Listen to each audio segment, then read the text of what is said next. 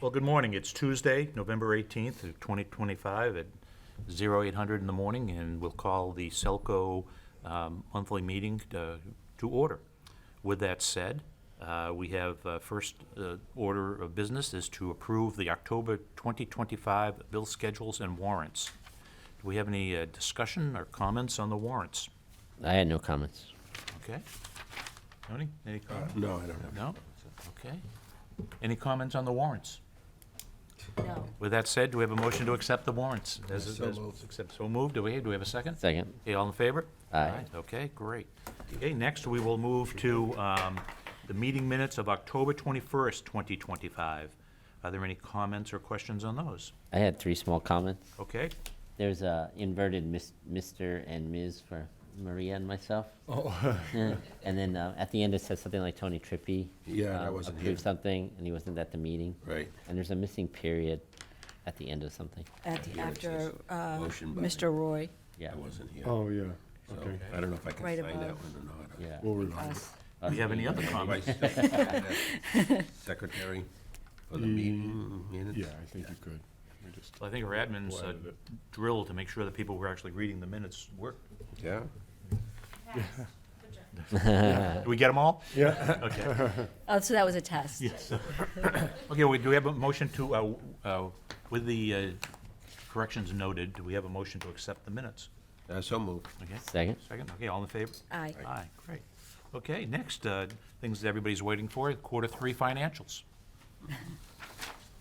Good morning. Good morning. My name is Jim Zacco, Director of Finance with SELCO. And let's...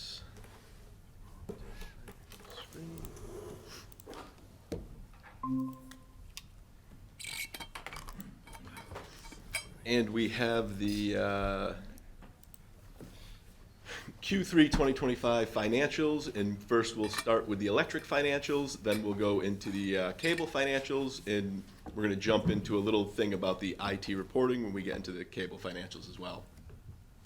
So, starting with the electric financials for Q3, if we take a look at the income statement and the total operating revenue quarter to date and year to date is dead on plan.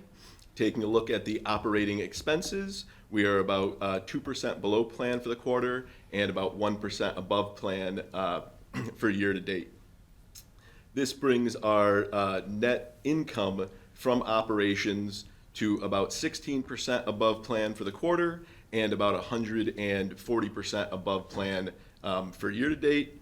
And it puts us on the 8% return. To remind everybody from the last time I did the financials, there is the rate stave transfer that is baked into other income that did help with this assessment. Part of the rate stave number was to help with the 2024 financials, but a small piece of it was also for predictions of what the revenue would be for 2025. Taking a look at year over year, the income statement, the total operating revenue quarter to date is grew about 16%, and year to date about 13%. Taking a look at the total operating expenses, year over year, there's 8% growth for the quarter and about 14% growth year to date. Jumping down to net income, you can see that we are about 101% growth for the quarter to date and about 131% year to date. And again, that growth is because the timing of the rate stave that couldn't be done in 2024 that was done in 2025 would increase those numbers, and thus you see a lot of the growth. Jumping over to the balance sheet, current assets increased year over year about 4.1 million, while non-current assets decreased about 2 million. And this is mainly from that transfer from rate stave over to the current assets. Taking a look at the total assets, the increase year over year is about 3 million. Jumping over to the liabilities, total liabilities increased about 2.7 million year over year, and our earned surplus increased about 350,000. This brings total liabilities and earned surplus to an increase of about 3 million year over year. Jumping to our cash position, Currently, our operating cash is about 6.6 million at the end of September. One thing I wanted to highlight on the depreciation fund, you can see we're now getting a higher interest rate as the money is invested. So you can see already in the first 3 quarters, we accumulated 270,000 of interest, which is nice. All of this brings our total cash position for electric up to 14.1 million for the year. Any questions? I know electric was quick, but that's because I'm going to confuse you on cable. I had a question on depreciation fund. I was just looking at it quickly. It said something like 6 million, we put 2 million, we reallocated that over, and that leaves 4 million? Is that how it works? Yes, yes. And- So basically, at the end of each year, I do a transfer in or out based on how much we've spent in capital. The depreciation transfer going in is always supposed to match our depreciation expense for the year. So if we go back up to the income statement, you can see our depreciation expense here is 2.1 million. That is your starting threshold for what should be transferred. Some of it ends up getting netted because you're pulling money out of the depreciation fund to use it to cover capital. Last year, we had more capital spend, so we ended up transferring, I think it was the 2.4 million over to cover it. Okay, so the depreciation fund, something that goes up and down then? Yes. And how does it go up? Because at the end of the year, what happens? We transfer money in. So if When the money you're transferring in is based on what formula? it's based on the depreciation expense. Okay, So basically, out of income then? yes, it would, well, Ex expense. cash? It comes out of your operating cash. Okay, So operating the cash. way they're looking at it, it's a sink fund principle in accounting. They're basically saying, okay, you have these assets, and over time, they're gonna depreciate. We wanna fund the renewal or the when you have to rebuy those assets. Mm-hmm. You can also fund for decommissioning, the increase of costs. A lot of it becomes methodology. By statute, only on the electric side, Massachusetts requires we transfer depreciation expense in. But that offsets with capital spend. Yeah. I've actually run some scenarios in modeling to see like how much money and how we should be doing this. It gets crazy after a bit. But the goal is to keep increasing the depreciation fund so that you have money to spend to replace your assets.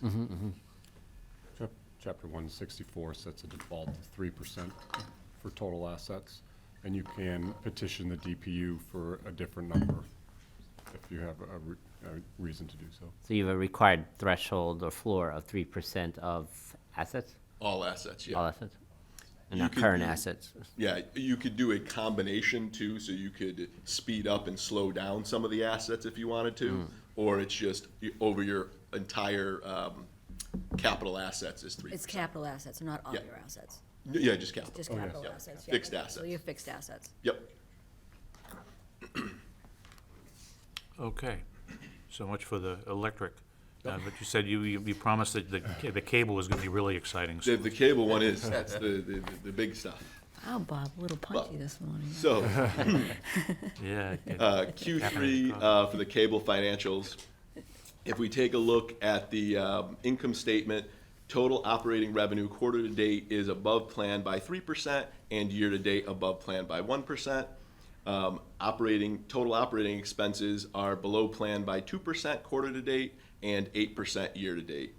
Now jumping down to net income before the IT, we are about 60% above plan for the quarter to date and about 88% above plan for year to date. Looking at net income with the adjustment for IT, quarter to date we're above plan about 97% and year to date about 93%. Now what I want to point out is this number right here. It's really weird to have a negative in this quarter activity date. So I want to kind of explain this because I've been trying to get the financials to show something that I think is going to end up being a failed experiment, and we're going to have to rework them and show this separately. But I'll walk through why this is the way it is. Basically, there's the difference between fiscal and calendar year. So if we take a look at this chart, this is an 18-month chart here, and you're looking at 2025 in blue, 2026 in green. This is the town's fiscal year, and you can see they have 6 months of 2025 in blue, and then the other 6 months of 2025 are in green, because that's when they start fiscal year 2026. Meanwhile, SELCO just follows a normal calendar year. Well, when we take a look at this, the budgeting for IT is based on the calendar year, right, 2025. That overlaps part of 2026, but not the other half of 2026. So we had to come up with a process. How the budgeting standardly works is we take the current year's, calendar year's 2025 budget, and we look at about 60% of that is for the town. Now, when I say about 60%, that is the overall general split. There are more specific splits for individual items potentially, but based on user count, it's about 60%. So we look at their budget, and we go 60% is for the town. Now we divide that out by Q1 and 2 and Q3 and 4, because this fiscal year here, Q1 and 2, we know with it matches our calendar year. We do not know the expenses yet for 2026 Q3 and Q4 fiscal year. So we take the Q3 and Q4 half and we increase it by 5%, just an assumed that we know expenses are going to increase, so that half of the year is going to increase. We then add back the two halves, the Q1 and 2, the Q3 and 4, and now we have the total budget for 2025, fiscal year 2026. And this is just a little chart to walk you through it in dollars. So if we took, let's say the budget was 1.66666666 million, and so about 1.6 million, the town's portion is about $1 million. Of the town's portion, $500,000 is the Q1, Q2, Q3, Q4 half. We increase Q3 and 4 to increase it up to $525,000, and then that gives the total fiscal year budget for the town increased to $1.25 million. The town has also asked as one of their requirements that we bill them a straight amount for their fiscal year, so we divide that number and we bill it by 12 even numbers, or 12 even invoices. Taking a look at this chart here, you could see this would be our revenue coming in for the fiscal year. At year end, accounting systems clear out your revenue and expense accounts. This normally happens with a year-end process, and for most systems happens in a fictitious period 13. So period 1 January, period 12 December, those are your periods of the year. The clear out happens in 13 so that your reporting for December doesn't show any activity movement and the balances are there, and there's no activity cleared out in January. Some systems allow you to manually do entries, ours does not. But if you were to take a look, we have to do something to keep this expense. So we end up moving it over to accounts receivable, just an AR account, because the majority of the time it's assumed that they're going to owe us money. If they don't, that's going to cause a little bit of an issue, and I'd have to figure that out. But so far, they've always owed us money. Now, if you take a look just at the balance for the 6 months of the year, you're at, for the revenue, $625K, about $705 for expenses. This is your quarter balance, okay? It's just activity for that quarter. So the quarter, when you're looking at Q4, only has about $300,000 in both, but we're transferring out $600,000 or $700,000, leaving a negative.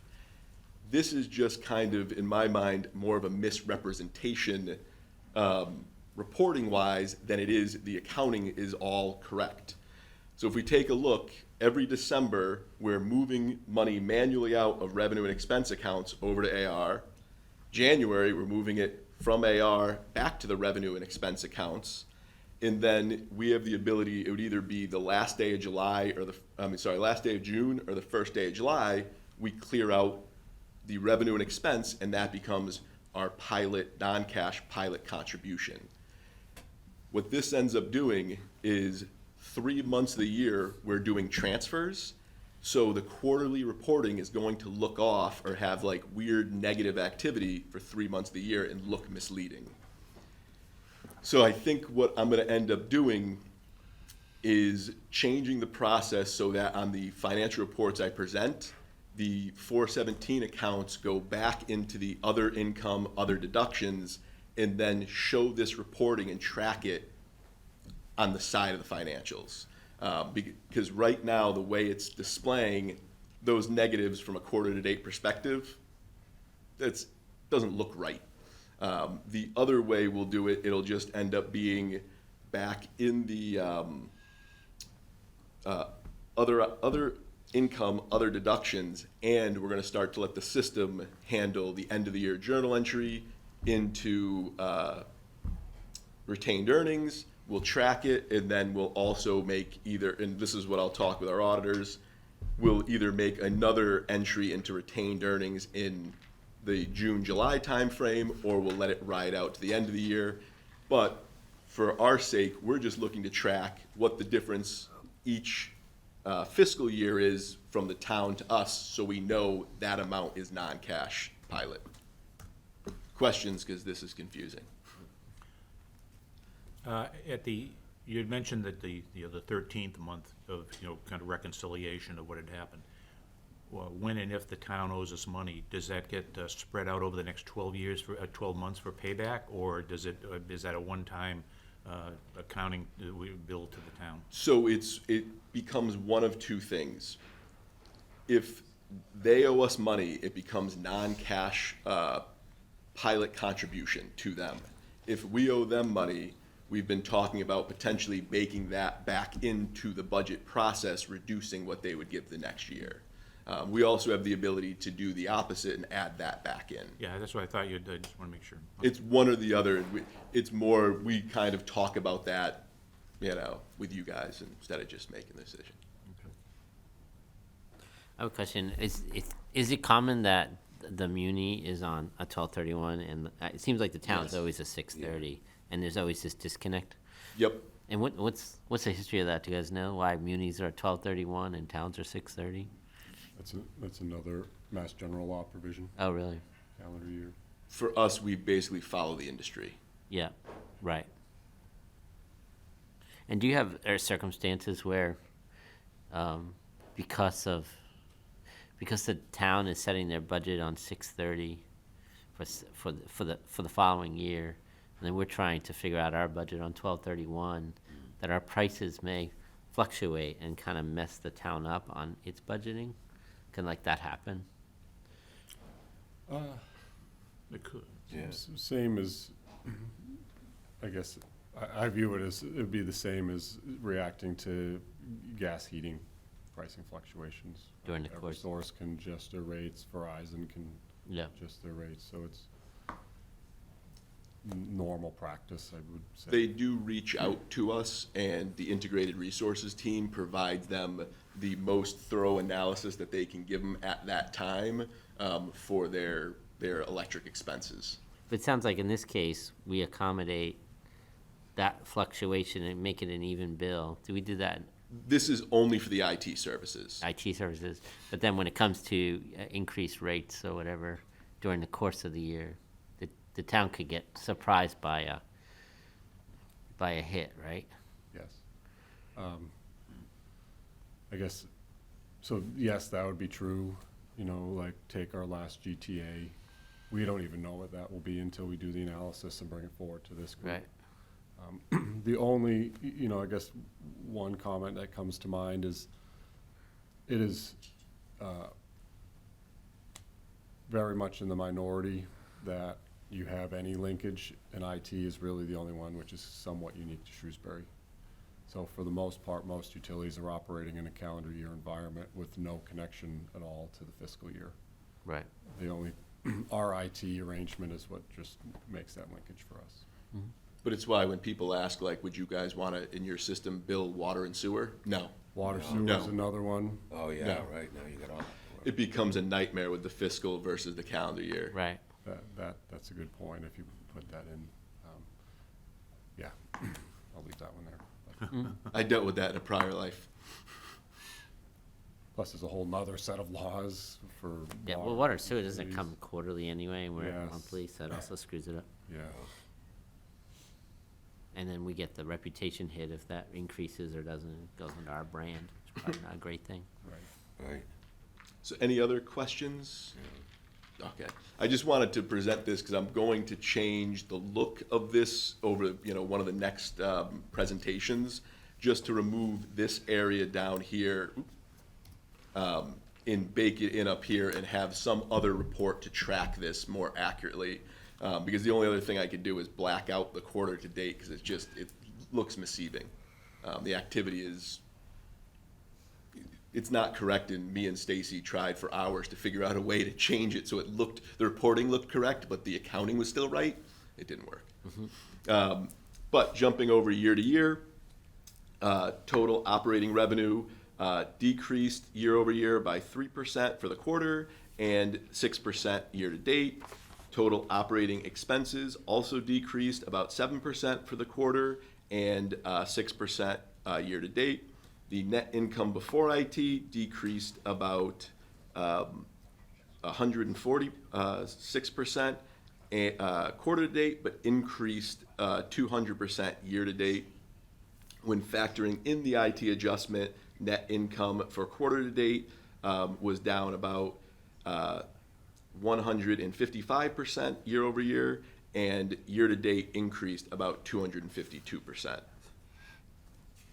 Taking a look at the balance sheet, current assets decreased about 3.1 million year over year, and non-current assets increased about 4 million, bringing total assets to increase about 800, almost 900,000 for the year.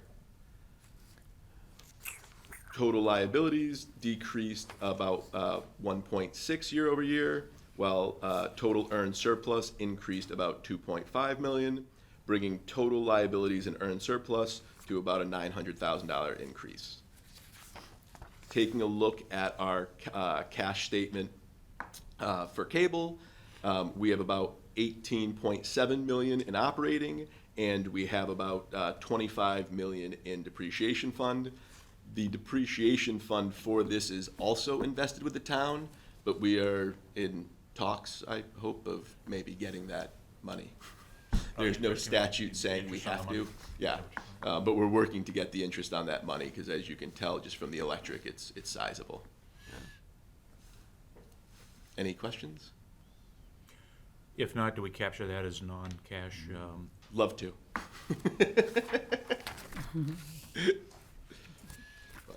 Okay, thank you. Thank you. Thanks a lot. Very good. Yeah, thank you. My head hurts, but Yeah. Exactly. Yeah, but it'll be good to see it in a separate Oh, sure. schedule, Yeah, so we can exactly. track Can it. understand it. Yeah. It'll It's a look- good explanation that there is Yeah. an overlap of fiscal versus calendar year as far as the IT side of it. And I just wanted everybody to see it and kind of understand. I just didn't want to remove it and be like, this is why. But Well, after that explanation, Okay. we will be grateful for the separate schedule. exactly.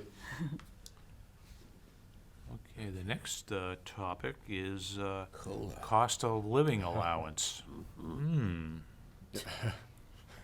Well, Tony and I are concerned about our social security. I don't know about Yeah. anybody else. What Right. what are we doing on COLA? No. Yeah, nice. Nice. Who's going to present that? You wanna do it? No? We didn't discuss that. I know, I that's don't fine. have anything in front of me. That's fine. I can do it. I would love to, but, Well, come on up. Yeah. Introduce yourself so everybody in the viewing public. Extemporaneous speaking. The woman behind the curtain. The brains. The brains of the outfit. we're in trouble. Hi, I'm Tracy Schultz, the Director of Human Resources. Hi, Tracy. Hi. I'm here to ask you for a cost of living increase that I do not have in front of me, but I believe is 2.8%. This is what Social Security also received. Things have been a little tumultuous, so I think that this would be helpful for people as the cost of everything continues to rise. Didn't we have a practice, so first, we have the union is 3%. Is that the higher of 3% or inflation rate, or is this a straight 3%? Straight three. Yep. Okay, and then, and what's our practice on cost of living, for, in the past, don't we usually have an automatic, or we started that practice? Yeah, we've been usually We've been the using last the few years, COLA, we yeah. matched the COLA. COLA, I mean, we were surprised when it went up 8 point something, whatever, Yeah. a couple of Yeah. years ago, Yeah. Painful on all but we sides. went with it. Before that, it was kind of, some people got a raise, some people didn't. Yeah. So we wanted to So standardize so it. remember, as I understand it, all the non-union would get this 2.8% Yes. cost of living. And then on top of that, there's an evaluation process of the employees, which a Merit. certain percentage would get an additional boost Right. above the 2 it's Yes. not based on the COLA at all, it's just No. based on their performance and what Yes. their salary is. That's correct. And what's the total, financial outlay for a 2.8% increst? It's on the next page. Yeah. That Yeah, is, it says 96,800, 96,000. almost 100,000. And that's just on the non-union. And is there any basis to just do at least 3%, because that's what, Well, hold is on. that what? the Well, union but does? don't forget, we also do the merit, Right, right? So that can, and now, so the merit on here, it says it's 2%. Is that like an average? Yes. Okay, So it can so be what's 1 the to range? 3. It's 1 to what? 1% to 3%. 1 to 3? 1 to 3. Okay. Yep. and so I guess you're saying that on the union side, it's 3% no matter, there's no merit increase. correct, It's just, okay, Yep. correct. So on the non-union side, it comes up higher than Yeah. 2.8, yeah, 3 or 4 or 5. So, the impact to our payroll is 96,859 plus 159,569 for the merit. Exactly, and that's the total that would cover electric and cable, and then you have the breakdown of how each particular business unit would absorb those costs. Okay. We have a motion to accept the proposed COLA of 2.8% for non-union employees. So move. second? Okay, all in favor? Aye. Aye. Do we don't have to roll call vote on the paper? Okay, good enough. Well, thank you. Thank you so Excellent much. presentation. Yes. Thank you for your I've preps. rehearsed it for hours. You knew it off the top. of your head. Sometimes it's better that way. Yep. You slept better last night. Okay. The next is, all-time, You guys decide to match your clothes? Yeah, yeah. Yeah, I mean, you know. I think they went to different barbers. Yeah, that's true. You don't even have to plan it. No. and I added the pink tie. Hey, Yeah. I'm all for the pink. I like it. there we go. I was Want my this pocket close to square? her. I do like them. Well, okay, so the next topic is the 2026 cable rate adjustment. We haven't heard from you guys in a few years. Yeah, Been a so pleasure. this is the first time where, probably a good thing too. This is the first time that we're raising rates since January of '23. Oh, that's good. So, and I'll go through the basic raise first, and then we'll explain it a little bit better. We're looking to raise the basic rate from $33 to $39, the expanded rate from $67 to $74.50, but then adjust the select package from $18.75 to $10. In addition to all this, we're going to be increasing the double play discount. Currently, it's $5 a month. We're gonna be increasing it to $10 a month. And then we do have to, because of the franchise related agreements, we have to raise the franchise fee from $650 to $750. But the reason for all of this is typically over the last 3 years, we've kind of absorbed the increases about 5 to 9% annually. We were able to absorb that with the transition from traditional to over the top. So we've been able to kind of just absorb those costs. The biggest thing that we're trying to accomplish here is just making sure the packages pay for themselves. So the reason why the changes needed to occur and the reason why basic is going up by so much is traditionally, if you guys remember, to get HD signal, you had to go all the way up to the highest tier. So those costs were always built into the select, or it used to be called digital, and the other tiers, right? When we moved to Minerva's platform for SELCO Stream, we never transitioned those costs down to basic, because now it's included in basic service as you get HD signal. So we need to shift those costs down. In doing so, the rate for select drops considerably. It goes from $18.75 to $10. So with a select package, you're looking at a $4.75 increase per month. But with the additional $5 for the double play, it's actually a 25-cent savings for select customers. So it's not going up by too much.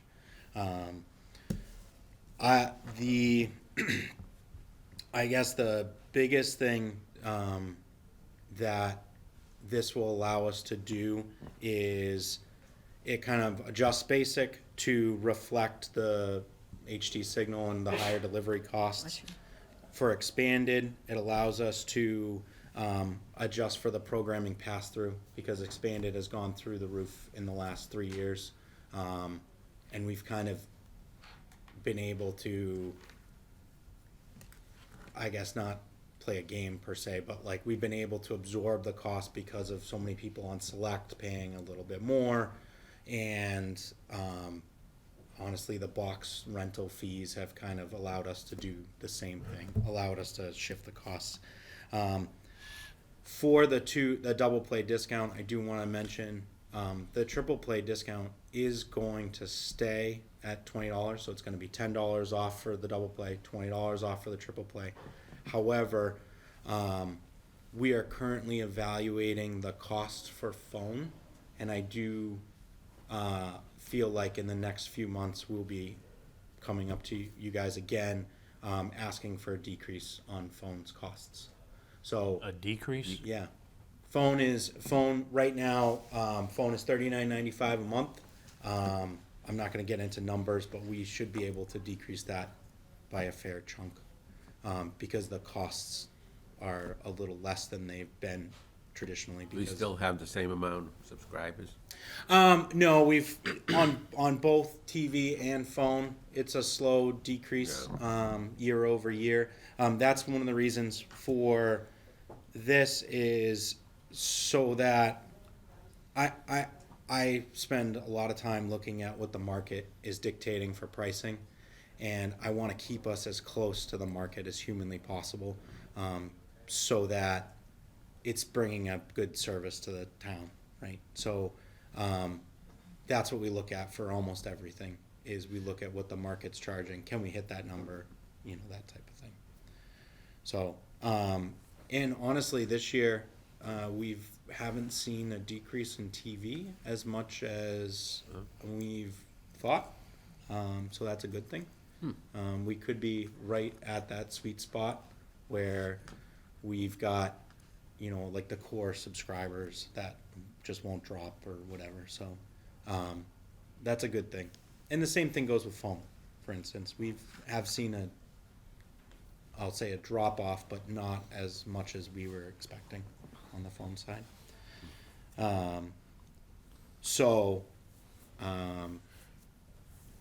That's essentially, that's the biggest thing. I will say the best part about this is if you look at, and I'm just using Select as an example, if you look at Select from 2022, the customers currently will have an updated rate of about $136 a month, and that includes the Select package, the new franchise fee, and an optional Evo box. And of course, you need the silver internet, so that is $60 a month. So total for Select customers with internet will be $195.95, And then with the new discount, that makes it $185.95. Now in 2022, a TiVo customer paid $133.95 for the video service. So that included the service at $108.75, $18.95 for the box, and a $6.25 franchise fee. Silver at the time was $64.95 a month, so we've lowered that $5 since then. So their total was $198.90. And so with the $5 double play, they were $193.90, which means select customers currently for the same two services they have are paying about $8 less since 2022. Yeah. So we have done our best to keep it right in range and not raise any of the rates for most of the customers. So. I have a question about Yeah. that franchise. Why did that go up? So that's based on revenues. So Oh, as I rate, yeah, so we have to give the revenues back to SMC and the public access. So when I raise rates, I have to raise the franchise fee to do a complete pass-through for SMC's costs. So that's why it went up.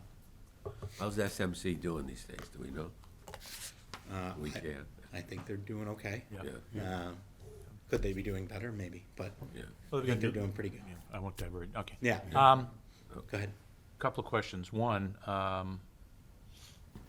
it would appear that we're finally shifting the costing or the pricing to the basic and whatever. Does that affect our elderly more than most, or is it kind of a peanut butter spread as to who It's gets it's select? kind of a spread, yeah. There's we only have so we have just a little over 4,000 subscribers on TV right now, and we only have about a little over 1,000 people that are on the expanded. Everyone pretty much goes to select, so we still have a lot of people on select versus anything else. That's why, honestly, the reason why we did the increase on the double play is more so that basic doesn't really get hit and select doesn't really get hit too much.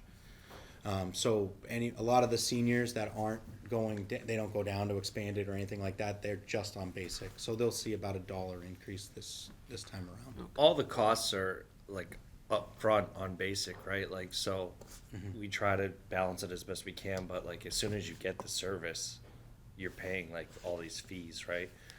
So that's why it has to hit basic, like our app fee, all of that, right? Minerva, all of that. Whether you have the best package or you have the intro package, everybody incurs those fees, so the adjustments have to reflect that. Okay. I guess the real question, I think it's something that's on our agenda to talk about later, is the lack of service that we have provided, most specifically over the past weekend from Thursday through Sunday, which was a repeat of something that occurred almost 5 months ago with the same Minerva company. Do we want to talk about that now, or do you want to talk about it later? Because I think this is part of the whole thing is to, people listening are going to say, well, you're raising my rates, even if it's $1, and the service stinks. Correct. I don't know if you want to touch it. Do you want to vote on this and then touch upon it, or do you want to talk about it now and bypass it in the GM highlights? You guys are the most knowledgeable. You're already here. All right, we can absolutely talk about the issues that arose. Actually, before we go into that, I was just going to add one more inside baseball point. I think that dovetails with this. At least in my mind, the key data points are so yes, right. No, we haven't done a rate adjustment since 2022. I think one of the things, and our agreements prevent us from talking specifics, but what I think, generally speaking, it's important for folks to know is the channels, particularly in basic and others that folks watch. Unlike, say, the electric side, where if we go to secure a power supply contract and someone gives us an outrageous price, we'll go find another power supply provider. Here, Disney's Disney. Yeah. So if Disney says, well, we want to double your broadcast fee, our options are no Disney or pay the double. Like, there's some kind of quote good faith negotiation, but that's in Well, my. on top of that, Disney doesn't provide just Disney. Disney has a And- number of regular, Yes. lower channel numbered things that you have to buy all of them. Exactly, and so translate that to your biggest, most popular channels, and over the last 3+ years, we've seen 20 to 30 to perhaps more rate increase demands that we have very limited ability to negotiate lower. So we've done everything we can internally, to your point, that we're gonna get into with Stream, changing our platforms to try and keep that level steady and not do adjustments over the last several years. But at the same time, introducing new technology has created these challenges that we're working through. But that mechanism, trying to offset 20 or 30% broadcast fee increases, gives us very limited tools in our arsenal to try and mitigate those internally as best we can. So the streaming platform, that's kind of my segue into what you're going to say. Our streaming platform is, is that next tier of over-the-top delivery, which is, working through those. Right, and I'll add this, we're always looking at providing potentially another package that pulls away, what I'll link to sports, right? A lot of this stuff, the cost is sports, so if you look at and I can't give exact numbers per channel, but I can give an aggregate, it's about $60 a month goes to the 11 channels that provide sports. Right? So out of this entire thing, it's over half is essentially going to just the sports channels. So we are working with our NCTC, which helps us on the national agreements. We're working at potentially providing another channel package that pulls those channels out.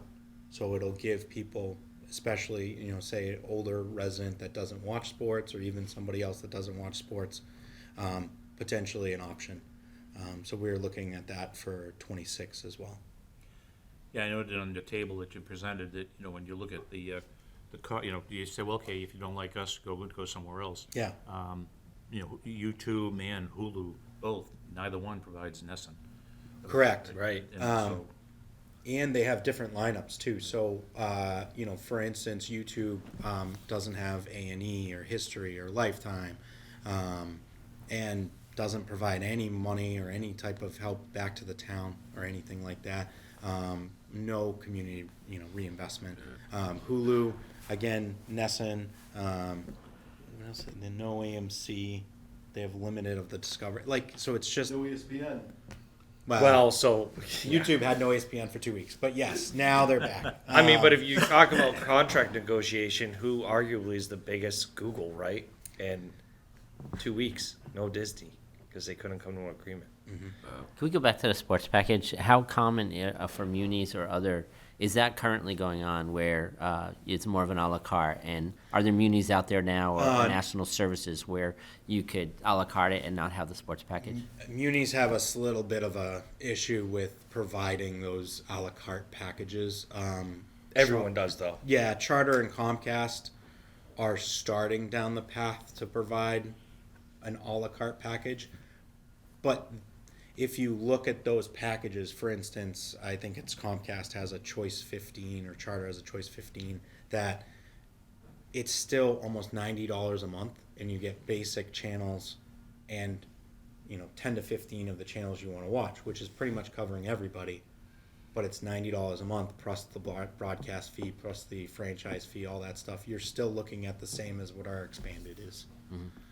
So I do think it's compelling to be able to offer, absolutely. if it's a possibility to offer if it's sports, if that's the real big nut, but Yeah. non-sports and a sports package, if it didn't affect, it seems like, to me though, that would have a disproportionate effect that obviously the folks with the sports package, I assume they're then subsidizing those without sports interests would be subsidizing right now, or subsidizing if you eliminated the revenue on the non-sports. I assume that would increase those who want the sports package, no?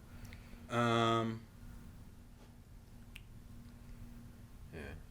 mean, we kind of, the thing is a lot of our stuff, we just do a complete pass-through on channel Right. costs, so the new package would be whatever those channels cost. I think it would be a similar Yeah. rates on those who want the full package. There are some packages that are subscriber, like inhibited, right? So many subscribers to hit a certain rate discount, so that is something we do have to be Right. Right. cognizant Aware of of. too. I was just gonna ask. And sports is, to be honest, like sports is probably I wouldn't even say probably, is the most that's the Yeah, reason that's why what people people keep why have live TV. right? Yeah, I find that if you provided a non-sports option, that there's not gonna be a whole lot of folks jumping up and Right. down it. Well, you'd be surprised though. Philo TV is one of those. It's an over-the-air, not over-the-air. It's an over-the-top streaming solution that is growing in subscribers because they provide a low cost. It's about $30 a month. No sports, no nothing. That's part of these things where if you're able to pull it out, you just give another option to consumers. And are we the only ones that can supply the local broadcasts and stuff to people? It seems like- Yeah, I mean, you get local. So, for instance, YouTube or Hulu, they have the local over-the-air channels for the most part. They do. They're not tied into must carries, so there's a few channels on our list that they don't have to carry, but they have access to those local channels, but they don't have, for instance, the Nessun or anything like that. So you Well, a won't- perfect example of Fubo, right, is, if you're thinking about your channel items, you might go through the list and see, oh, their cost is $10 cheaper, but then every, couple months, the Bruins or some team will have a game on TNT, and you realize they don't have TNT, but you never watched TNT until you wanted to watch that game, and then you can't, right? And Fubo's a perfect example of that. No Ness and no TNT, so there are times where you're just out of luck. Okay. Okay. Well, good. Well, let's get back to the question that I asked originally, is how are we doing on solving these, it's not the blue circle of death, because now we were just getting things have timed out, and you have to go up and down channels and everything else to find your show that you want to watch. Yeah, so November 8th, the infamous day now. The channel cannot be displayed error that we experienced, which we're tired of saying this was an upstream problem. So, as we've kind of indicated in our outage alerts, the Minerva is our partner in this process, and they also have additional partners. One is a company called CNI. CNI uses a company called Atemi. We have to navigate that when we're troubleshooting, like all these various partners, because nobody is doing it all on their own. So, in this scenario, we got the reports Saturday morning, or roughly around 10 a.m. And it was very few subscribers. We got 5 reports initially, that was it. And we couldn't reproduce the issue locally, which normally, if it's like a mass outage, we see it instantly. So, we had all of our NOC staff working on it.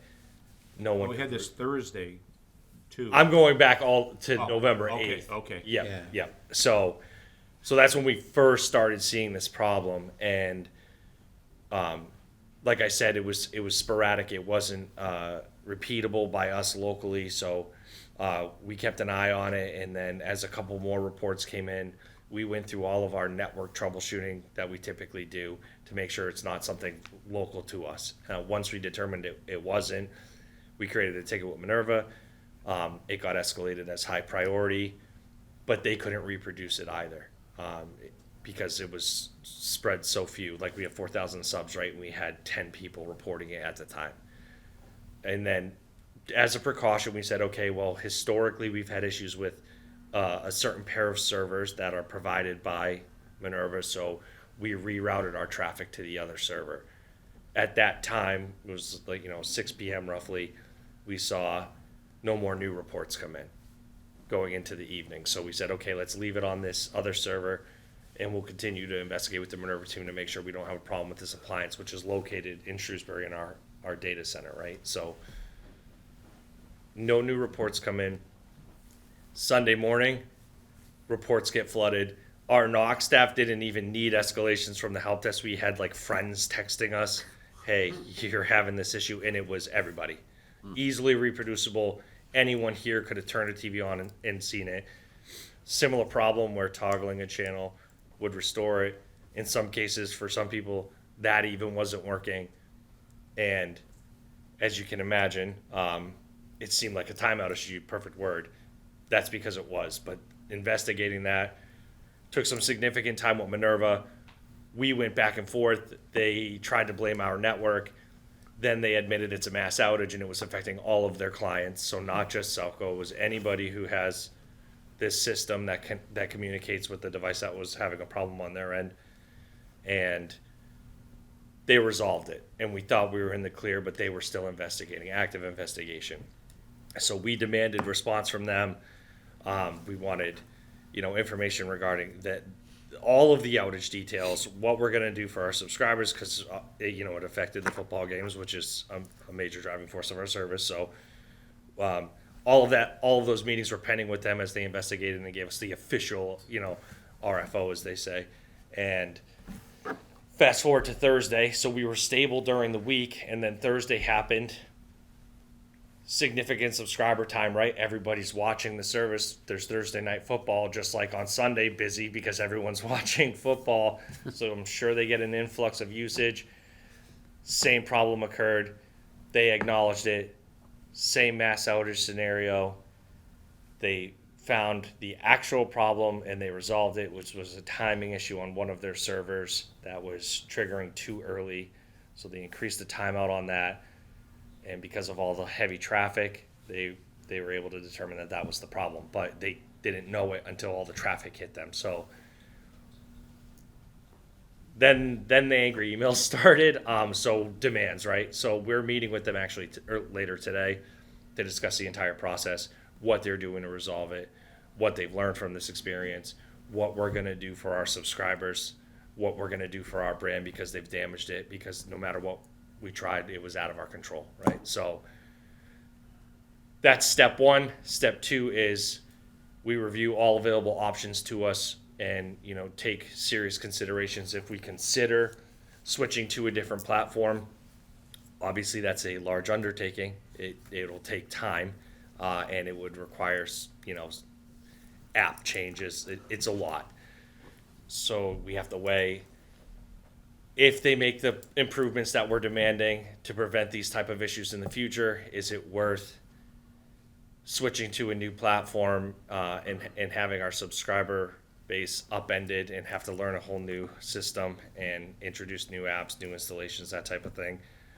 But we want it to work. So if that's what's required, that's what we're going to do. But we'll see as far as this meeting goes with them. So we'll have news coming for sure, what we're doing for our subscribers and what's happening with the platform. So there are other alternatives out there, though, that we can go to. There are, but it's a complete upend if we do. How many? How many other options are there? Well, I'll tell you this. The main option is TiVo has an over-the-top solution. We would be able to switch to that. There are other providers that are much smaller. So I don't know if this is a case of the grass is always greener type of a thing. Yeah, because do we know what kind of issues they're having? Exactly. We'd have to do a deep dive. We'd have to. Well, didn't they went bankrupt a few years ago and they just. Well, that was went out of the Moby. ashes. So when we first, history. Here we go. So when we first looked at going over the top, there was two providers really for this over the top. There was other services, but they were pretty small. It was Moby TV or Minerva. At the time, we chose Minerva because Moby was not in the best financial shape. So Foreshadowing. we went down the Minerva path. Moby ended up being sold to TiVo. Now TiVo is in a much better financial shape, but we didn't know that at the time that they were buying it or anything like that. So we made the best decision we thought. Now TiVo is probably one of the largest over-the-top providers for services. So we could evaluate that and already started that process. So Okay, but in the interim, we're going back to Minerva, we're saying, hey, listen, you've ruined our brand. Yep. What are you gonna do? Well, I don't think that they're gonna offer any money back. Well, we may. it's a serious conversation. Yeah. that's Well, I happening. mean, it's a serious conversation with a lot of customers that we have. that, And we've Yeah. already, You know, that we hear, that I'm sure you hear from a lot more than I do, but I get it individually about, Yeah. why isn't there a rebate? Why isn't, you know, or what are we doing, you know, to give us a one-time? We gave a credit last year during a bunch of the outages. the February one. The February, and then there was another.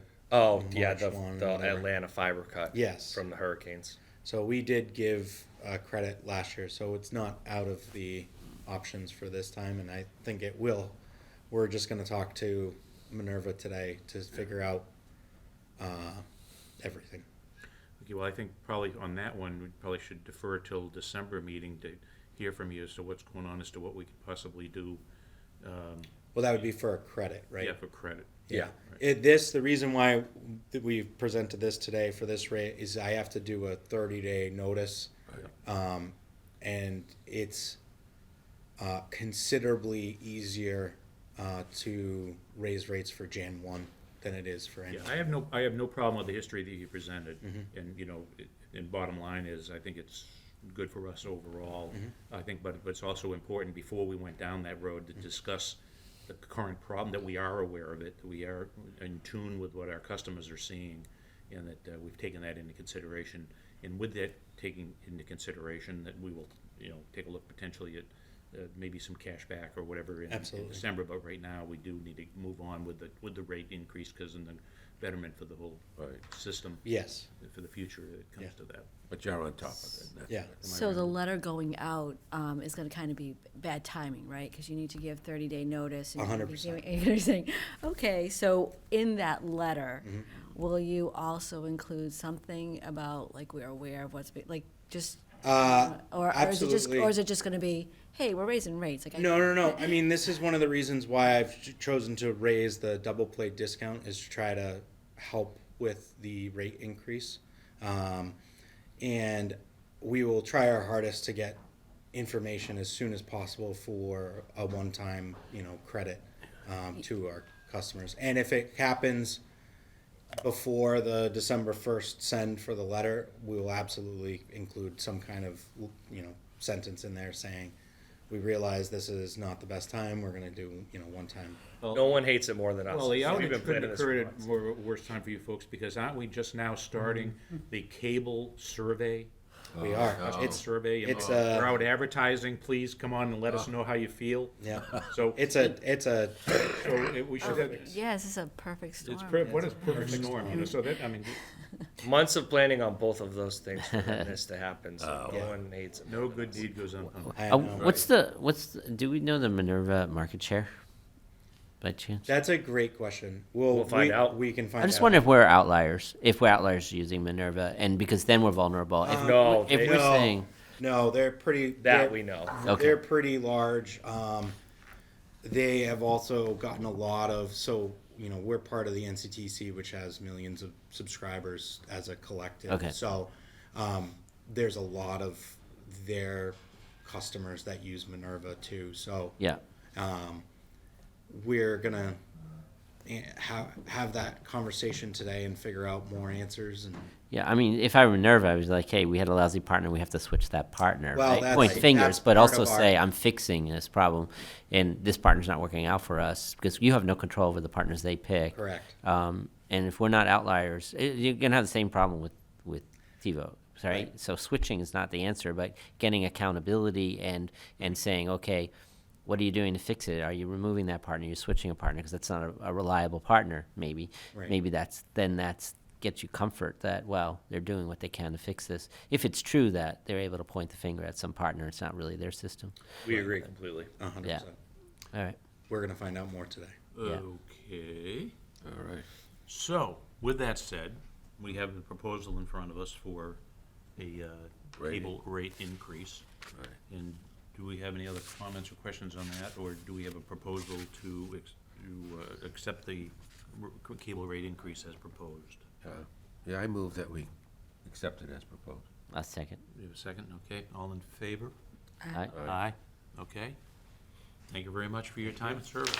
We eagerly await your nerve. I know. I will say, it may not seem like it, but you know, in the last 2 years, we have made, every single time we've had one of these problems, we've made significant changes to the system. Yeah. So like when we learned from that fiber cut, we now have 3 individual circuits all Oh, going. no, I know, and we rerouted the So much, forms yeah. and We have all a the other new stuff that we've done. monitoring It's systems. a growing, Yeah, so. We'll take it away and make it better. Good luck today. Yeah. Nothing worse than the finger pointing. Oh, it's his problem, it's my problem. It's everybody's problem. Yeah, it is. everybody. Becomes It's everybody. our problem, and that's why you I even heard about it at the gym. trust me. Okay, with that said, it looks like we get GM highlights, of which we stole some of the thunder on that. Oh. but, Yeah, Lucky you know, you. but lucky you, that's right. So, please take it away, sir. freed up some time for me to spend on other, Oh, no. Now, so let's see, yeah, kind of shifting gears back away from cable matters. I threw in the latest headlines related to some of the electric rates and electricity bills, a lot of things you might see in the news. So I added these tidbits that you might find interesting. One of the things that is a recurring general theme is the notion of electricity bills and its impact on not local, but modern politics, current affairs. And so I threw in this Globe article. One of the interesting things I just wanted to touch on in this context was just some of the information floated out there about data centers and how that could be a boon or a burden on the infrastructure itself. And so one of the things, you know, because Shrewsbury, we have low rates and we have land. So, you know, at least in my mind, I feel like it's only a matter of time before we see folks knocking on our doors, especially someone who's looking to enter the New England market, where you have extremely high property values and generally very high electricity rates. They will start to identify some of our locations as potential development areas. And so one of the things that's interesting to note is, you know, it's the challenges that the grid is facing against, you know, perhaps fly-by-night data centers. So long-term, you have a high load that could be reliable. That's bringing us back to, say, the time of the 1970s, right? If you look at the 50th anniversary of SELCO in the pamphlet, like that was the whole premise. If you have these revenue centers that can then be reinvested, you can take that revenue and reinvest it back into the grid, almost back to the depreciation question earlier. So there's an opportunity there. It's just how do you, once you make that grid investment, how do you assure that it gets recovered? So that was just a little talking point as an aside there. But one of those things about these data centers, don't they also demand a lot of water for cooling? Oh, yeah. That is a great point. Yes, there's other utility needs that would factor in outside of our control. You But said yes. we have land? Where's all this Yeah, I just land? I feel a little bit protected only by the fact that we don't have the water. Oh, yes, I meant in terms of, right, we're not an urban area. We have properties out there, you like a Worcester sand and gravel. Oh, okay, something like that, yeah, yeah. You know, the Centec corridor. Right. You know, there's a There are lot some of, areas, right? you know, they don't necessarily take massive acreage to put a pretty dense load center Yeah. in. Okay. So anyway, so that's one. Then just on the cost side, again, just in the general theme of electrification and this load and reinvesting in the grid, you know, I just threw in a tidbit about this gas ban. I put it in there just because the expansion and Worcester was mentioned. So I just try and monitor things that also have a much more localized central mass impact. But at the same time, you have these wholesale energy prices going up. At the same time, you have, I threw in the ISO report, 6% year-over-year increases, which kind of jives with our prior rate adjustments. And you'll see, you know, we're projecting to come back in the first quarter of next year for, you know, as we take a look at these costs. But at the same time, I think it's further down, but at the same time, in terms of electrification, yes, you know, you hear about electricity costs, but at the same time, if you monitor gas, gas is a huge driving force. So whether you're looking at wholesale generating gas or your own, say you might heat your home with gas, those costs are going up the same, if not more. So I threw that in there. And then just a couple of public power, you know, again, as the rate focus comes into a larger national lens, you have an article here about why are rates rising faster in investor-owned utilities than at public utilities. So that's just an interesting read. I think for the most part, you know, in our local area, these are relatively better known than most folks. And then I just wanted to include, with all of that in mind, it was in our other section, but a link to the article where we were honored with the National Customer Satisfaction Award at APPA. Very good. So we got, of all the levels possible, we got the highest at gold, and also Braintree. So we had 2 Massachusetts utilities in that pool. So I guess, you know, that way I don't ramble on about too many of these. Double poles, I always find that interesting. You know, that one still baffles me. You know, it's truly in the law that says you can't have double poles, and it's illegal after 90 days. So we've been trying for a long time. And that, for the viewing public, is that if you had a pole that's been broken or damaged and they put a second pole by it and they strap it on, or they replace the pole and they leave the other one standing, is that what we're talking about when we're talking double poles? Right? Exactly. And so we're supposed to, and I thought we were pretty aggressive over the past few years of going around and making sure we were yanking those defunct Yep. poles. I think you had to wait too, wasn't it? Like the phone company used to have to wait for and others. and Yeah, that they have to seemed clear all drag their on stuff off of forever. it, yep. So, as a plug, I mean, or I guess I think one of the best decisions I've seen, and that Shrewsbury made years and years ago, was buying sole jurisdiction of the polls. And so that is why you'd see this as a much lesser issue in Shrewsbury. And so to your point, you're not having the finger pointing of finger who's pointing, changing yeah, out the right. polls, and it makes it a little more clear in terms of transfers and everything, so that's been great. One thing, actually, if I may just go back one article, I find this interesting because I also included some of the news from Connecticut. A new tactic that I have seen, particularly in this area, you see this in the prior article, is related to gas. It was electric in Connecticut, but if the DPU does not offer the full requested rate adjustments for the investor-owned utilities, they've now resorted to threats.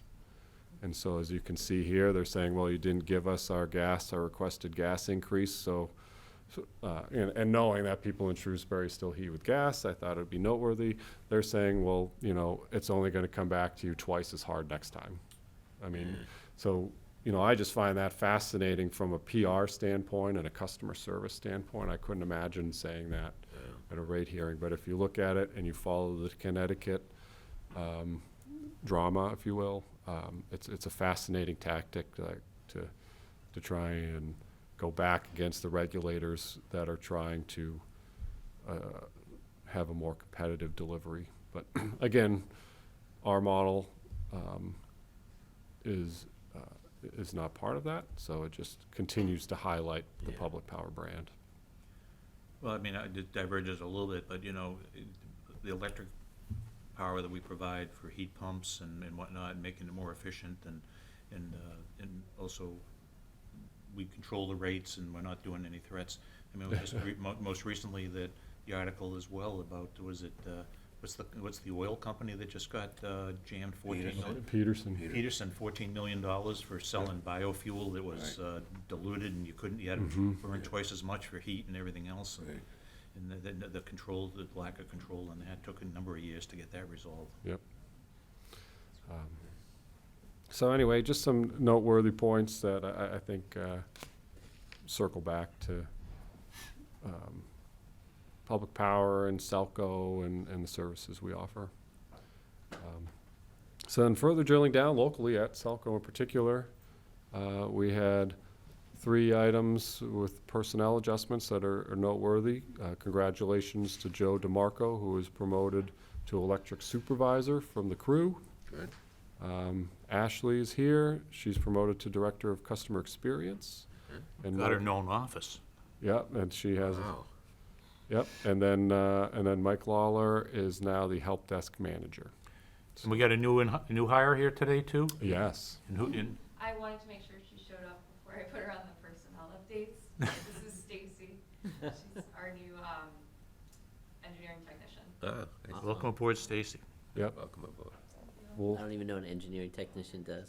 there we go, yeah. Myself. She can get a double shout out and be on next month's GM highlights too.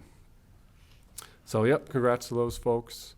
And then I think many of these you might know. I just wanted to call attention to the winter moratorium is in effect, just as a reminder. That is from November 1st to April 1st. However, this year, the DPU did, professionally request that we start that a little earlier, so we did on October 27th.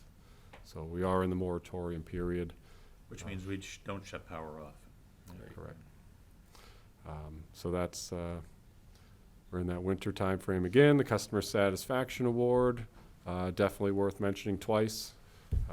So it's in there in 2 different sections. But we're there just to highlight our presence, the trunk or treat. I think that's always a good one. We're working on the Nesson scholarship materials. How many scholarships do we think we can give this year? Do we know? Is it gonna be 2 or 3, depending on Nesson, I guess? It's usually 3 $1,000 scholarships. Okay. Great. So that's another good one. Well, we went to Fire Department Open House and the coloring contest. I happen to be a big fan of the coloring contest. Oh, yeah. I tried, but I couldn't stay within the lines. Stay within the line. Yep. And then just a couple of these other ones, because then we had that Route 9 outage. I'll circle back to that. But on integrated resources, we've worked with the Town's Planning and Economic Development Group. So we have a grant-funded neighborhood decarbonization project. So that'll be focused, as you can see there, on residential heating, cooling, electrification. Again, dovetailing back with the articles at the beginning. If you do heat with gas, we'd be happy to help demonstrate the economic benefits that you can achieve by using SELCO's grid to heat your home. There's big advantages there, so we have that to help with that initiative. And then that also goes along with this Connected Homes program. As you can see there, and if we get subscribers into the Connected Homes program in aggregate, we can all save each other money. And so right there, you can see $700,000 in estimated capacity and transmission savings since 2021. So those are meaningful numbers. We had the outage on Route 9 that made the news, so this was just a little more detail about what happened there. That was your traditional giant tree falling. And On so a Friday afternoon. on a Friday afternoon, across Route 9 of all roads. So, but in typical fashion, our crews did a great job. That was many people working on that one, because this was a very, very big tree. And so, as you can see, you know, we worked as fast and as safe as we could, and they had everything restored, I'd say in a relatively short amount of time, given the amount of work that was involved, removing the tree and putting all the infrastructure back up. Says there notably absent was support from MassDOT. What happened? Nobody came around. Department of Transportation. So that's a good question. I wasn't, you know.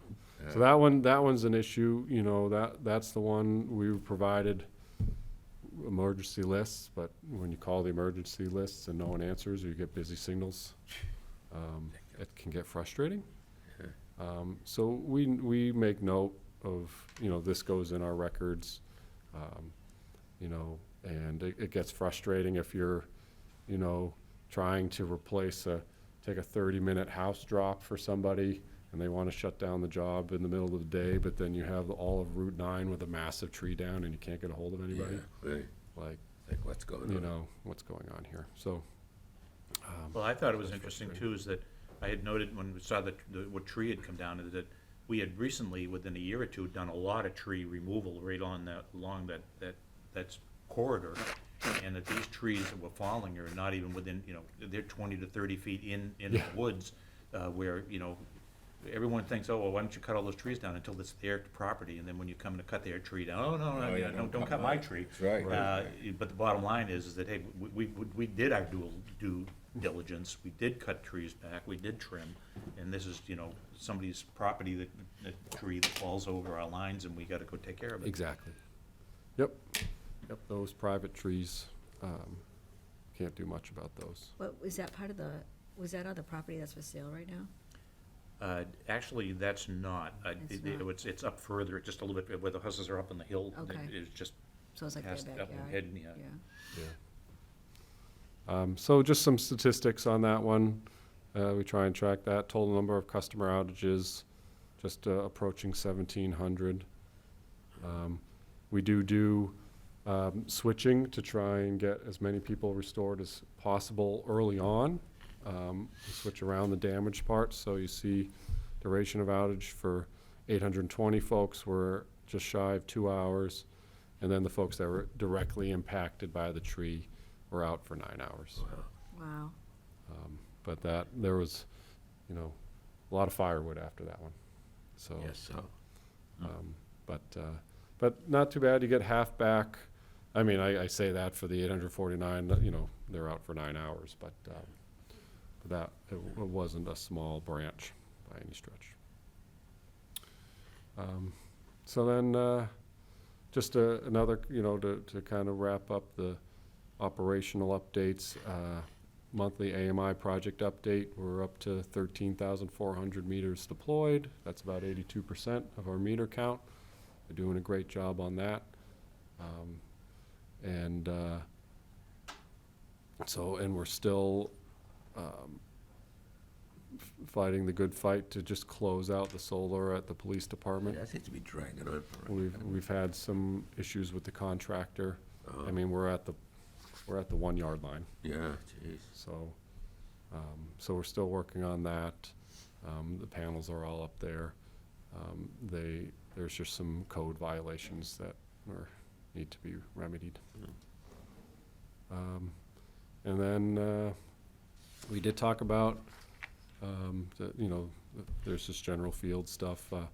Broadband update, we have these other products aside from Stream, so you have Shield by SELCO. Highly recommend that. And then here's our fiber update. As you can see, we're making progress there. It's not as much geographical progress as it is the multi-dwelling units. So we're plugging away at that. And then we talked about the Stream situation. And then lastly, the IT update on what they've been working on as their customer being our internal municipal employees. So I had a friend that says you still can charge free at the charging stations. Oh. Has that got straightened out yet? Okay, good question on that. So the answer to that is yes. We have been soliciting, well, not soliciting quotes, that's not quote, we've been engaging with different vendors to try and take that over. I think it was last week or the end of the prior week, Patrick did find a suitable vendor that didn't, because part of it is people will come out and just rip and replace all of them. And so you're talking over, $120,000+ to replace them. Oh.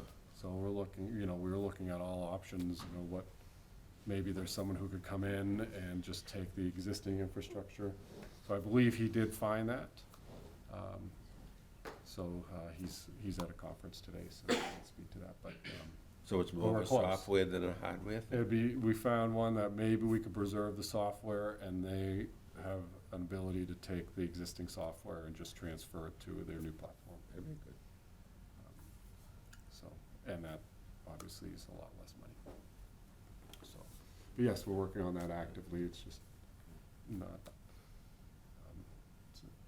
it's hard to find a Yeah. suitable replacement. But, yeah, that's what I have. Okay. Any other questions on that? I just want, my own personal thing, I'd like to thank the folks, linemen and whatnot for their efforts and the engineering side of the house of being able to shift all the power around. Yeah. Because that's not an easy task in its self, but making all that happen down there on Route 9, very big. It could be a heck of a lot worse than what it was. And I think a lot of the preventive things that we do, like the strengthened cabling that we use for transmission lines and stuff like that, kept things from snap. I think, it may be wrong, but I think they made it restoration a lot easier for us in the long run. Could have been a lot worse than it was. And thank God it wasn't it was cold, but it wasn't super cold. The people were truly affected by that. But okay, well, thank you. Any other comments on that? No, the next meeting. Well, but before, we have one piece of correspondence. Do you want to explain that one? I wasn't sure what the comment was by the individual. That's Well, it was the deterioration of the pole. some Yeah. pole, I but wanna know which the real pole, story, which because poles are they? Sometimes it's a pole that was never in use or isn't in Yeah. use, or maybe I can't imagine the pole was actually standing and supporting not like something. that. But what do you think the story is? No, I thought this was an interesting email. So, as an aside, I feel like Shrewsbury is the center of the world, because no matter where you go, you find people that live or are from or have a Or connection shopping to Shrewsbury. spags? Yeah, Yeah. respect. So, this gentleman here in his prior role, inspecting transmission lines. Who knew? And so I think the interesting piece here is, yes, I don't know if you've noticed, they're doing transmission line work. They've contacted us at times to insulate our own wires as they bring equipment in and out. Now, these are the high voltage transmission Yes. lines that run through the center of town, which Yes, made yes, SELCO yes. what it is, because we were able to tap directly Yeah. into Yes. that, allowed them to come through. So it's not our poles. Exactly. On So our pole. that's the key. That's the key here. There was is- a story. his point, which is I find fascinating when you see the picture too, is right, and this is, and I, we'll bring up the stream situation again. We're very fortunate where on the electric side of the house, we're like every utility dependent on the transmission system. And so the condition of the transmission system obviously has a direct impact on the service we can provide as a electric distribution utility. So in the stream case, right, same thing. Our upstream providers are not meeting our expectations, and there's, it creates challenges for us that are largely out of our control. In this case, fortunately, there's some reinvestment happening on the transmission system, but as you can see in the picture, they're just at the cusp of keeping up with that, because I don't know how much longer those poles would have stood up I think there. the transmission lines were holding the poles up. It could be. Probably. Oh, my God. So that's my point is, there are utilities out there, more on the eastern side of Massachusetts, that have significant issues with their IOU counterparts that aren't maintaining their transmission right-of-ways. Wow. And so they have town-wide outages that they have no control over their ability to fix them. So we're fortunate we don't have that. Yes, sir. But as you can see, you know, as an industry and some of the meetings I try and attend and participate in, we need to make sure we're investing in the transmission system. So that's a big one. Okay. Did you respond and say those aren't our polls, or we very much appreciate the correspondence? Or? Yes, Yeah. I mean, that, luckily, just to your point, I think I got the impression that I didn't, I think, based on this gentleman's background, he didn't necessarily think it was a SELCO. Yeah, he would know that. SELCO pole. He should know that. He would know, it's in the transmission right away. Right. Yeah. Okay. Well, let's see, besides having the next meeting, which is currently scheduled for Tuesday, December 17th at 8 a.m., we also have, No. it's Tuesday, that's a 16th. Wednesday. 16th. It's gotta be the 16th. Oh, It is the 16th. I mean, And the reason I say that is that there was a memo that said that we were gonna have a SELCO holiday event on Tuesday, the 10th, but the That's 10th is a Wednesday. Yeah. Someone had Let's the wrong see. month. So are we party, They're catching it all. so are you just trying to have us show up the day afterwards, so that, nice, yes, so the bottom line, the 10th. so, You're correct on both. so the date is the 10th for the SELCO holiday event, which would be a Wednesday, Correct. okay? And our next meeting would be Tuesday, December 16th at 8 a.m., Correct. Correct. okay? With that, do we have a motion to adjourn? So moved. Second. All in favor? Aye. Aye. Thank you to SELCO and Liz, or to SMC and Liz for helping us with the show today. Thank you.